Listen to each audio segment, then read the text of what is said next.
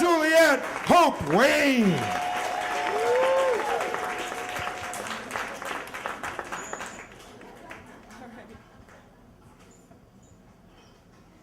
So I was 19 and I had a job interview at the restaurant inside the Philadelphia Museum of Art, and the woman, Grace, she was the manager, she was like, so where do you live? And I said, West Philly. And she said, how many people do you live with? And I was like, including me, 9.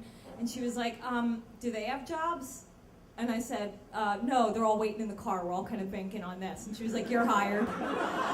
So she said, listen, this is a good place to work. You make a lot of money, but avoid the drama. Like, I hate drama. And I was like, I hate whatever you hate. So I start work, and I get there, and there's these 2 guys, these 2 coworkers, Gino and Tony, and they have these like big mustaches, and they come up to me, and they're like, hey, the second you walked in, we said, I bet that girl likes to party. And I was like, who doesn't like to party? And I'm picturing like party hats, like noisemakers, like birthday party. I'm like, totally. And they're like, oh my God, I can't believe you're being so like cavalier about this. And I was like, yeah. I was like, finally people understand how fun I am just by looking at me. So they hand me a checkbook. I go in the bathroom, I open up, it's just like tons of cocaine. I was like, this is great, this is even better. So I start doing like tons of cocaine with these 2 guys, and we just drive around after work, and we talk about work and cackle about work funnies and like wear our ties and stuff, and we call it Poundcake. We don't call it Coke, because the woman that we buy it off of, she's really paranoid. She's like, I don't want too many people coming up to my door, so bring a Poundcake with you. It'll look like you're just family visiting. We're like, that's brilliant.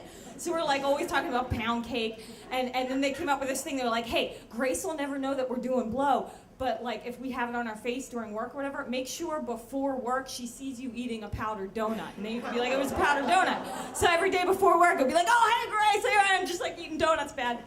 And she's like, whatever. And so one day we're after work, and I was like, hey, you know what, guys? Sometimes when I'm in the bathroom doing Poundcake, I feel like there's cameras watching me. And he was like, that's because there are. And I was like, there's cameras watching us in the bathroom? And he was like, yeah, they're watching everything. It's the Philadelphia Museum of Art. They have thousands of dollars worth of artwork. And I was like, oh, shit. I was like, they're watching everything? How is that legal? And they're like, they can do whatever they want.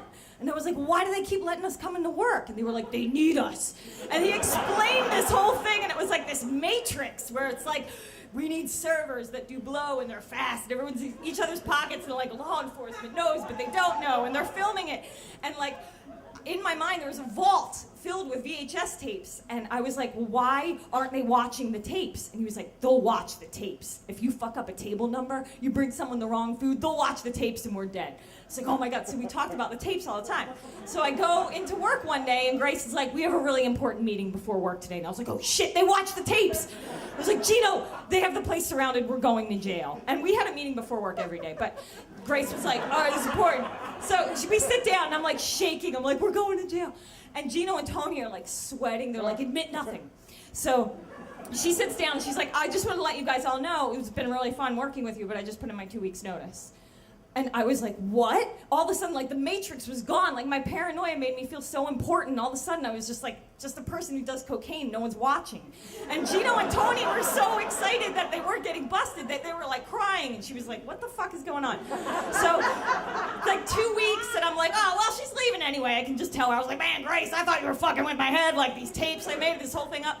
And she was like, what the? She was like, Juliet, I don't need tapes to know what's going on. Like, you bit your lips off, your clothes are hanging off, and you look like the crypt keeper. And I was like, what? I don't get it. And she was like, I've been to jail, like I've kicked heroin, I've been sober for 12 years. I know I've been you before. And I was like, and you stopped? And she was like, yeah. And so it was like Grace's last day of work, and I was like, I gotta make her a card. So I'm making her a card while I'm driving. And I'm like, oh, this is gonna be great, she's gonna love it. Smash it in the back of a bus, total my car. Like, the whole thing is like, oh, it's smoke, and I'm like, I gotta get to work. I'm like driving, everyone on the street is like, you're an asshole. And I was like, whose side are you on? It's like, don't judge me. Like, going, and I just like park the car, and then I go into work and just like putting the bread and butter plates down, like, oh, well, whatever. And the security guard comes in, he's like, there's Subaru Legacy on fire in the parking lot. I was like, oh, no. And I was like, wait, maybe it's someone else's. Like, I can deny anything. Like, given the choice between reality and fantasy, I'll just pick the most destructive one. So I was like, oh, maybe it's not mine. And then Grace goes over, she looks, and she was like, Juliet, is that your legacy? And I was like, yeah. And so I'm talking to her, and she's like, look, I want to tell you something. If you ever need me, you know what I'm talking about? If you ever want to call me sometime, call me. And I was like, man, Grace totally wants to party with me. And so 5 years later, I wake up in the ER. Things have not gone well. The only person I can call is Grace. I haven't seen her in 5 years. No one will talk to me. No one will answer the phone for me. I was like, hey, Grace, my name's Juliet Wayne. We worked at the... And she's like, I remember you. And I was like, oh, how you doing? She was like, pretty good. How are you? And I was like, my legs are like swinging off of a bed. I'm like, pretty good. All right. And she was like, where are you? And I said, the ER. And she was there in 15 minutes. And she looked at me and she said, if you steal my husband's flat screen TV, he'll kill me, but I'll know where to find you and I'll kill you first. And she totally saved my life. Thank you.